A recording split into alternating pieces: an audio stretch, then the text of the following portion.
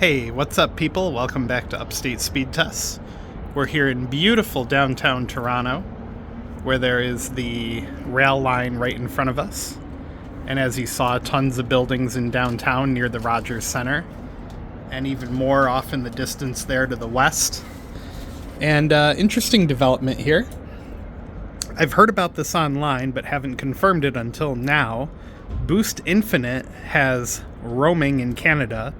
They claim that it's 1 gigabyte, but people on Reddit have actually said that it is unthrottled, uncapped, and I'm inclined to believe them because I've been running speed tests over and over again with unbelievably good results, close to 200 megabits per second on the down, and these tests are being run 22 stories up in the air.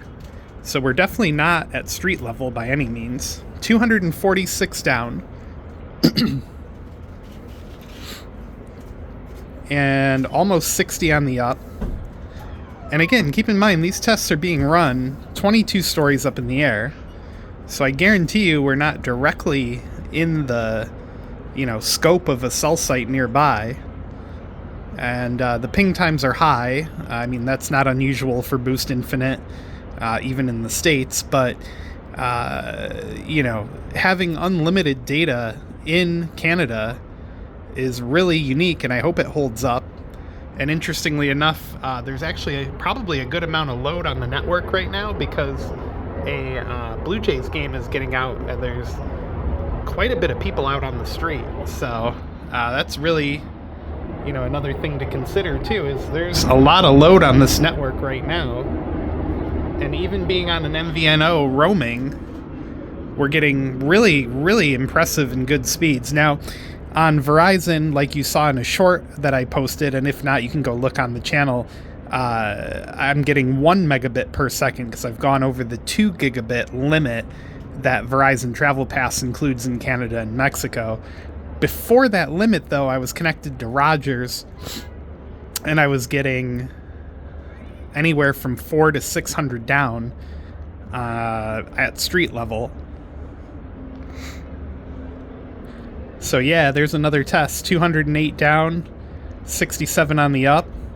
And again, this is Boost Infinite, and back in the United States, I'm way over my 30 gig limit and no slowdowns in sight on Boost.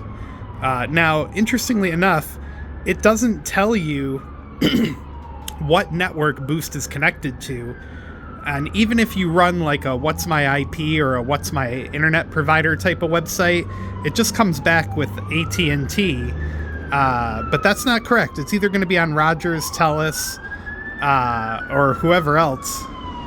Like you can see on the bottom there, I'm connected to Rogers for my Verizon line. Sorry about the noise. There's a fire truck going through the town right there. Going through the city. But I guess that's just Toronto for you. Let's, so back to the phone. Let's go to Fast. Let's go to fast.com and see what kind of throughput we're getting. Okay, so very similar to back in the United States. We're capped at 1.4.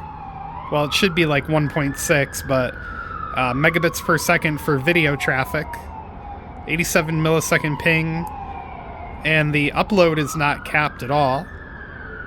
So we're getting, again, close to 60. So just a very interesting little tidbit because, I'm sure between all the testing I've done that I've gone over the 1 gigabyte limit that Boost Infinite supposedly imposes.